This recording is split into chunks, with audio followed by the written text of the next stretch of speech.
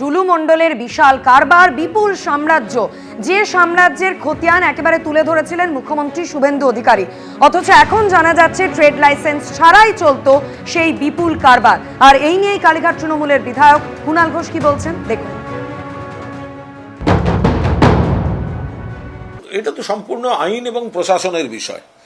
তো যদি কেউ অবৈধ টাকা করে থাকে, অবৈধ সোনা, অবৈধ ব্যবসা, অবৈধ অমুক, তার বিরুদ্ধে ব্যবস্থা নেবে। একটা জেলায় এরকম বাড়বাড়ন্ত হলো, তো সেখানে তো শুধু একটা দু চারটে লোকের দোষ হতে পারে না, সেখানে একাধিক দলের একাধিক বড় বড় সব নেতা, তাদের চোখের সামনে সমস্ত কিছু হয়েছে।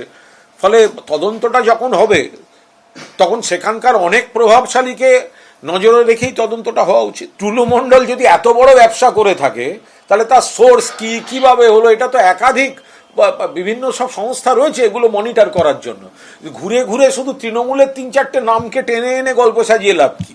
বীরভূমের পাথর ব্যবসায়ী নাজিবুদ্দিন ওরফে টুলু মণ্ডলের সাম্রাজ্য এই মুহূর্তে স্ক্যানারে। যে বিপুল পরিমাণ সম্পত্তির হদিশ পাওয়া গিয়েছে, তা যে সমস্ত কারবারের উপর ভিত্তি করে গড়ে উঠেছিল, আদৌ কি নিয়ম মেনে হতো টুলু মণ্ডলের সেই কারবার? পার্কিং লট সহ বিভিন্ন কারবারের জন্য কি ট্রেড লাইসেন্স ছিল টুলু মণ্ডলের? জানতে চেয়ে এবার মোহাম্মদবাজার পঞ্চায়েতে চিঠি পাঠালো মোহাম্মদবাজার থানার পুলিশ। কোনো অনুমতি নেওয়া হয়নি, পাল্টা চিঠি পঞ্চায়েতের। মোহাম্মদবাজার ফরেস্ট অফিসের পাশে পার্কিং লটে ট্রেড রেজিস্ট্রেশন সার্টিফিকেট দেওয়াই হয়নি, জানালো পঞ্চায়েত।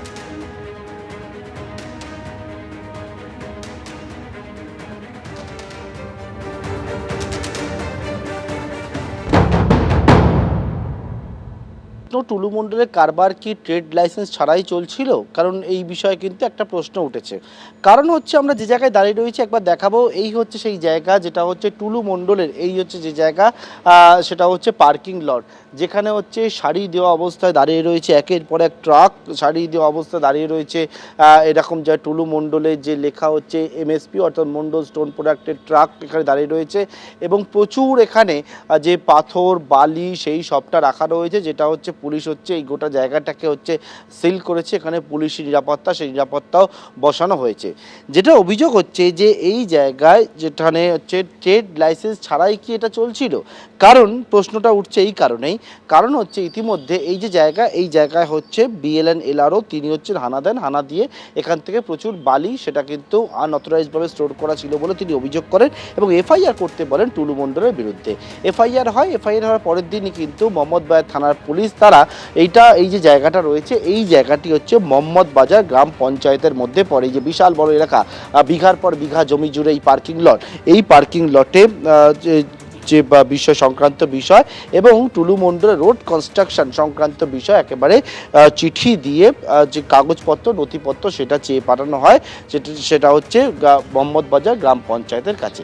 মোহাম্মদবাজার গ্রাম পঞ্চায়েত এই চিঠি পাওয়ার পরবর্তীকালে তারা জানায় যে তাদের কাছ থেকে কোনো রকমভাবে এই মণ্ডল স্টোন প্রোডাক্ট বা টুলু মণ্ডলের যে সংস্থা, যে এই যে পার্কিং লট, এই পার্কিং লট সংক্রান্ত বিষয় কোনো রকম কোনো ট্রেড লাইসেন্স মোহাম্মদবাজার গ্রাম পঞ্চায়েত থেকে ইস্যু করা হয়নি। তাহলে প্রশ্ন হচ্ছে সেটা হচ্ছে আদৌ কি ট্রেড লাইসেন্স ছিল না ট্রেড লাইসেন্স ছিল না? ট্রেড লাইসেন্স ছাড়াই কি এরভাবে কারবার চলতো? এই বিষয়েও কিন্তু একটা প্রশ্ন উঠছে। বিশাল এলাকা জুড়ে পার্কিং লট এবং যেখানে অবৈধভাবে এতদিন ধরে পাথরের সাম্রাজ্য গড়ে তুলেছিল টুলু মণ্ডল বিভিন্ন জায়গা থেকে, সেরকম অভিযোগ সামনে আসছে। গ্রাম পঞ্চায়েত প্রধান তিনি কিন্তু বলছেন কোনো রকম লাইসেন্স তাদের কাছে চাওয়াই হয়নি। আর এখানেই প্রশ্ন উঠছে, পিছনে তাহলে কোন প্রভাবশালীর হাত ছিল? কার মদতে এতদিন ধরে এই বিশাল সাম্রাজ্য গড়ে তুলেছিলেন টুলু মণ্ডল? পঞ্চায়েত প্রধান কি বলেছেন শোনাবো। মোহাম্মদবাজার থানা থেকে একটা চিঠি করেছিল, তাতে ওরা জানতে চেয়েছিল 7/7/26 তারিখে, এতে জানতে চেয়েছিল যে আমাদের ওই যে পার্কিংটা আছে, ওই পার্কিংটা কোনো ট্রেড লাইসেন্স আমার জিপি থেকে নিয়েছে কিনা, বা রোড কনস্ট্রাকশন যে কাজ হয় সেখানেও কোনো আমাদের এখান থেকে কোনো কাগজপত্র নিয়েছে কিনা। কিন্তু এই দুটোর ক্ষেত্রে আমাদের মোহাম্মদবাজার পঞ্চায়েত থেকে কোনো কিছু নেয়নি।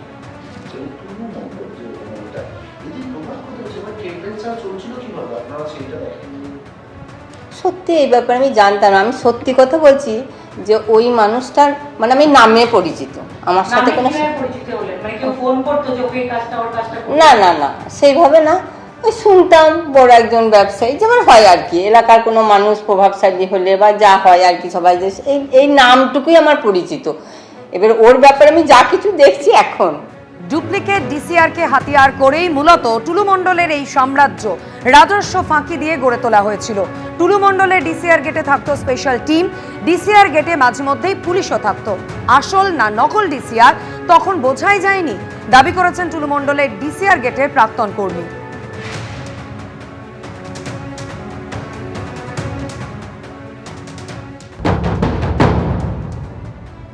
টুলু মণ্ডলে একাধিক ডিসিআর গেট ছিল, সেই ডিসিআর গেটে একজন কর্মী আমার সঙ্গে রয়েছেন। এটা নিয়ম মানে সেফটি হিসাবে রয়্যালটিটা কাটতো 4 টন পার পিছু 100 সেফটি করে রয়্যালটি। রয়্যালটির দাম ছিল 990 টাকা। আমরা ওই লেখতাম যে সেফটি কত সেফটি রয়্যালটিটা আমরা কাটছি বা কত টন মাল আছে, রসিদ স্লিপটা দেখে আমরা রয়্যালটিটা কাটতাম। এই টোলগেট কার ছিল? আমরা জানতাম যে টুলু মণ্ডলের টোলগেট। কবে অবধি কাজ করেছে? এই ভোটের গণনা হওয়ার আগে পর্যন্ত। তারপরে কি হলো? তারপরে বিজেপি কিছু লোক এসে রয়্যালটি গেটের তালা মেরে দেয়। এই ডিসিআর গেটে নকল ডিসিআর আসতো, সেইটা ডিসিআর টাকা, সরকারি ডিসিআর তো অ্যাকচুয়ালি কাগজ থাকতো, সেখানে নকল ডিসিআর ব্যাপারে জানতেন না? ওই নকল আর অরিজিনালের মধ্যে আমরা পার্থক্য বুঝতে পারতাম না। এখন এটা বুঝতে পারছি যে নকল ছিল যেটা বলছে মানুষ, কিন্তু আমরা যা কাজ করতাম, আমরা কাজ করাকালীন বুঝতে পারতাম না যে এটা নকল না অরিজিনাল। এখানে কি নিয়ম ছিল? একবারে আপনাদের পুরো টিম থাকতো কি একটা? 4জন 5জন করে থাকতাম। একটা কাউন্টারে রসিদ দিয়ে স্লিপটা দিত, স্লিপটা নিয়ে একজনা সই করতো যে এত এত সেফটি রয়্যালটি। ফাঁকি দেওয়া কোনো জায়গায় কোনো লরি দ্বারা বেরোতে পারতো না, ফাঁকি দিতে পারতো না। কেন, কিভাবে ফাঁকি কারণ কি নির্দেশ ছিল আপনাদের কাছে? এইখানে নির্দেশ কিছু নয়, এখানে নির্দেশ বলতে ও যে গাড়ি মালিক ফাঁকি দিয়ে যে রোডে ধরা পড়লে তাকে ফাইন করা যাবে, যে বিনা রয়্যালটিতে আসছে, ওইটাই। সমস্ত জায়গায়, অর্থাৎ সমস্ত জায়গায় একটা টিম তৈরি থাকতো এই ডিসিআর গেটে, যাতে সবাই ডিসিআর কেটে তবে বেরোতে পারে। ওরকম যা বটে বটে, তার সত্ত্বেও যে পুলিশ প্রশাসন তারাও চেক করতো মাঝে মাঝে। পুলিশ প্রশাসনে চেক করতো? হ্যাঁ, যে ধরা টরা পড়ে? না। তিনি 2 বছর ধরে এই যে ডিসিআর গেট রয়েছে টুলু মণ্ডলে, সেই ডিসিআর গেটে তিনি কাজ করতেন এবং যে তিনি বলছেন যে একেবারে একটা নির্দিষ্ট টিম থাকতো, যে টিম সবসময় ডিসিআর গেটের চারপাশে হচ্ছে পাহারা দিত। এমনকি তারা এখন বুঝতে পারছেন, তার দাবি যে ডিসিআর আসল না নকল কোনো কিছু বুঝতেন না, তখন পুলিশও থাকতো, মাঝে মধ্যে দেখতো। এই বিষয়ে কিন্তু তিনি তুলে ধরছেন। এই ডিসিআর কেন এত গুরুত্বপূর্ণ? ক্রাশার থেকে পাথর বোঝাই লরি যখন বাজারে যায় তখন অত্যন্ত প্রয়োজনীয় সরকারি নথি এই ডুপ্লিকেট কার্বন রিসিপ্ট বা সংক্ষেপে ডিসিআর। অভিযোগ, এই ডিসিআর জাল করে হাজার হাজার কোটি টাকার সাম্রাজ্য তৈরি করেছিল টুলু। নাজিমউদ্দিন ওরফে টুলু মণ্ডলের ছাপাখানার কর্মী কি বলছেন শোনাবো। ডিসিআর যেটা, সেটা তো সরকার থেকে সাধারণত দেওয়া হয়, সরকার এলআরও থেকে ইস্যু করা হয়। তার বদলে এই ছাপাখানা কি হতো? এই ছাপাখানে এইগুলো ছাপিয়ে বাইরে নিয়ে চলে যেত, অরিজিনালের যেমন কালার সেইভাবে, তারপরে এখানে নাম্বারিং হতো, নাম্বার হয়ে ওটাই চলে যেত। আসল ডিসিআর যে বুক, যে ডিসিআর বুকের বদলে এইরকম নকল ডিসিআর বুক তৈরি হতো, তাই তো? নকলি হতো। কখনো বলেননি যে এই কাজ তো মানে বেআইনি হচ্ছে? সে তো বলেছিলাম, তবু হুমকি দিয়েছিল, গাজার কেস দিয়ে দেবো।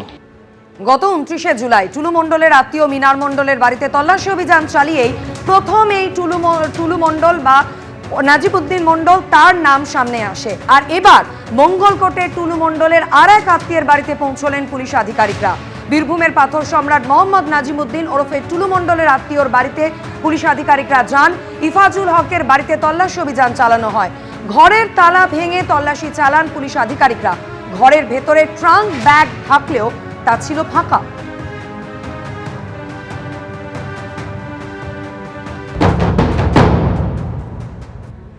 টুলু মণ্ডলের এক ঘনিষ্ঠ আত্মীয়র বাড়ি রয়েছে মঙ্গলকোটে, ইফাজুল হক।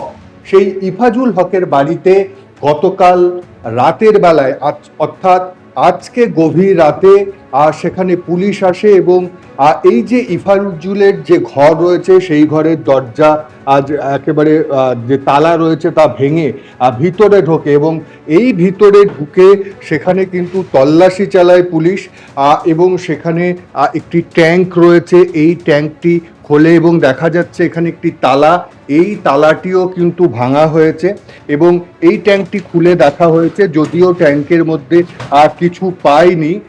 3 দিন আগেই কিন্তু ইফাজুল এসেছিল এবং এই ট্যাঙ্ক থেকে কিছু সরিয়ে নিয়ে গেছে নাকি সেটাও যেমন বিষয়, তেমনি এখানে 3 দিন আগে যখন ইফাজুল এসেছিল, ইফাজুল এখানে থাকে না, মাঝে মাঝেই বাইরে থাকে এবং এই ব্যাগটা নিয়ে এসেছিল, এই ব্যাগটাও সম্পূর্ণ ফাঁকা রয়েছে। এইখানেই কিন্তু পুলিশকে সব থেকে বেশি ভাবাচ্ছে যে এই ধরনের বড় ট্যাঙ্ক, এই একটা ব্যাগ ইফাজুল নিয়ে এলো 3 দিন আগে তার মঙ্গলকোটের বাড়িতে, কিন্তু ব্যাগগুলো সম্পূর্ণ ফাঁকা।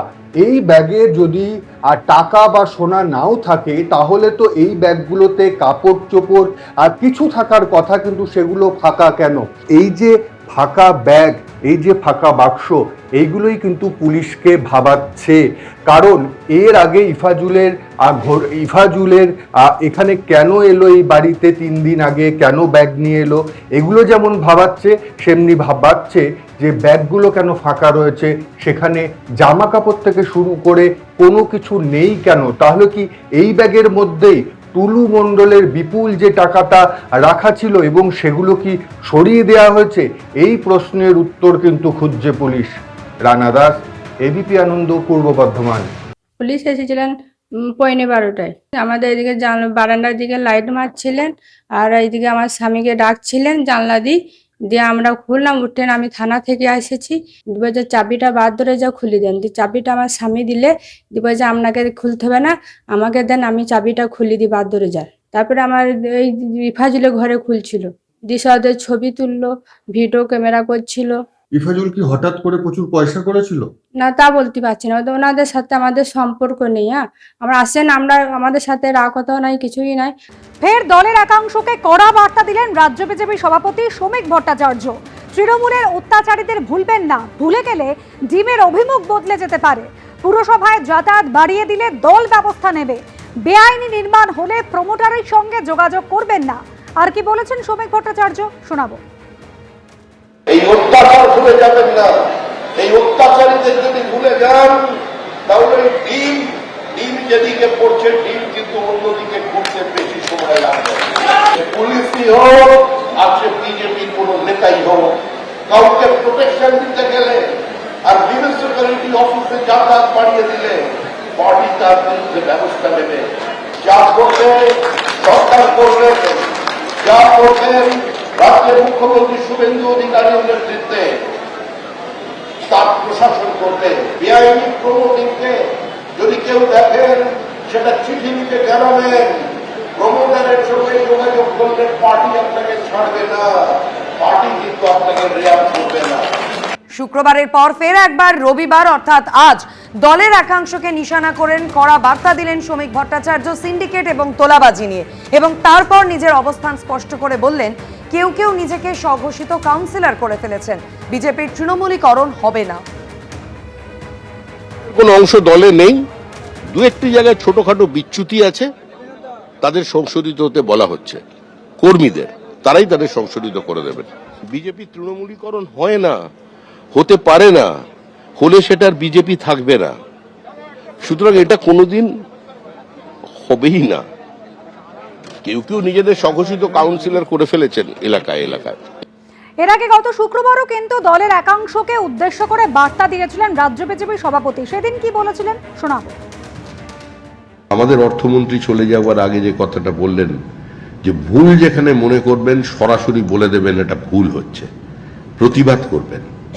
প্রতিবাদকে বাজেয়াপ্ত করে কোনো সমাজ দীর্ঘস্থায়ী হতে পারে না। প্রতিবাদকে বাজেয়াপ্ত করে কোনো ব্যবস্থাকে দীর্ঘদিন টেনে নিয়ে যাওয়া যায় না। পৃথিবীতে সমস্ত একচেটিয়া একদলীয় একাধিপত্যের পতন হয়। আজকে আমরা 207 এই শরীরী ভাষা নিয়ে যদি আমাদের দলের কেউ নেমে পড়ে ময়দানে, তাহলে পরিণতি কিন্তু অত্যন্ত বিপজ্জনক হবে। যে অনাকাঙ্ক্ষিত ডিম থেরাপি শুরু হয়ে যাবে, সেই ডিম কিন্তু ঘুরে অন্যদিকেও পড়তে পারে। এটা প্রত্যেককে মনে রাখতে হবে, আমার দলকেও মনে রাখতে হবে। আর যারা নতুন নতুন আমাদের দলে এসে গেছেন, হঠাৎ তাদের মধ্যে একটা নতুন কিছু করার, নতুন কিছু পাওয়ার, চিন্তাভাবনা এসে গেছেন, সেই সনাতনীরাও একটু সাবধান হবেন, কারণ ডিমের অভিমুখ বদলাতে বেশিক্ষণ সময় লাগবে না। রাজ্য বিজেপির সভাপতির মতো একই সুরে রাজ্যের মন্ত্রী দিলীপ ঘোষ বলছেন, আমাদের বহু নেতা তোলাবাজির মধুতে আসক্ত। তোলাবাজির সংস্কৃতি এত তাড়াতাড়ি উঠে যাবে এটা ভাবার কোনো কারণ নেই। পুলিশকে বলা হয়েছে অভিযোগ আসলে ব্যবস্থা নিতে হবে। আমাদের বহু নেতা আছে যারা এই মধুতে আসক্ত হয়ে যাচ্ছে। তোলাবাজি সংস্কৃতি এত সহজে উঠে যাবেন ভাবার কোনো কারণ নেই। পুলিশকেও বলা হয়েছে এরকম কমপ্লেন হলে তাদেরকে অ্যারেস্ট করা, ব্যবস্থা নেওয়া, এবং সেই তোলাবাজরাই আমাদের অনেক লোকের সঙ্গে চিপকে গেছে। আমাদের বহু নেতা আছেন যারা নূতন এই মধুতে আসক্ত হয়ে যাচ্ছেন, কিন্তু পার্টিও নজর রেখেছে, চেষ্টা করছে এগুলোকে অ্যাভয়েড করতে। পার্টির মধ্যে আলোচনাও হচ্ছে, আর এরা খুব ঘনিষ্ঠ হয়ে গেছে। মানে এই যারা দুর্বৃত্ত ছিল, মানুষকে কষ্ট দিয়েছে, লুট করেছে, তারা আসার চেষ্টা করছে আমাদের লোকের কাছে। তো আমার মনে হয় যে বিজেপি নজর রেখেছে, এবং মানুষ যে উদ্দেশ্য নিয়ে পরিবর্তন করছে সেটা যেন ভুলে না যাই আমরা। আমাদের প্রত্যেকের দায়িত্ব এইসব লোক থেকে দূরে থাকা এবং এদের অন্যায়ের বিচার করা। কর্মীরা সতর্ক আছেন, কর্মীরাও কমপ্লেন করছেন এসে। কিছু নূতন বিধায়ক হয়েছেন যারা হঠাৎ ক্ষমতার স্বাদ পেয়েছেন, আর যারা এতদিন ক্ষমতায় থেকে পয়সা কামিয়েছে তারা ঘনিষ্ঠতা বাড়াচ্ছে ওদের সঙ্গে, এই খবর আমাদের কাছে আছে। এই ধরনের যারা কোনোদিন প্রশাসন দেখেনি, ক্ষমতার স্বাদ পেয়েছেন, নতুন নতুন অনেকে ধরাকে সরাজ্ঞান করছেন, তাদের কথাবার্তা ব্যবহার পাল্টে যাচ্ছে, আর পার্টি সব নজর রেখেছে। ভাববেন না এরকম, 6 মাস যেতে দিন, তারপরে পার্টি সব হিসাব করবে।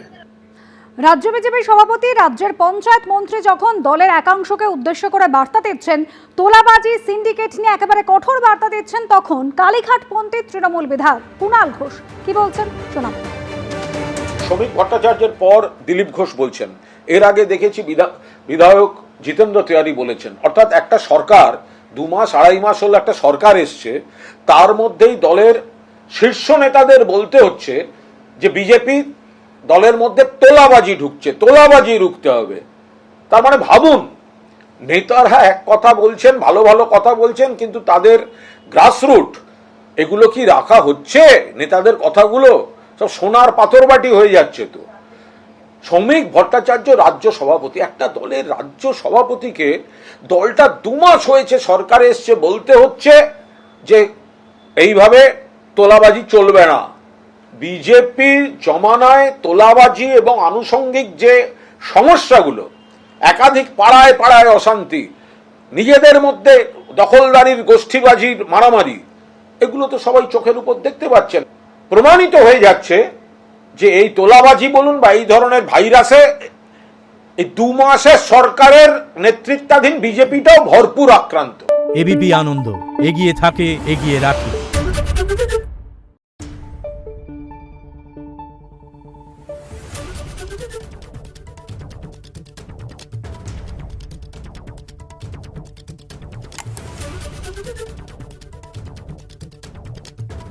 Thank you.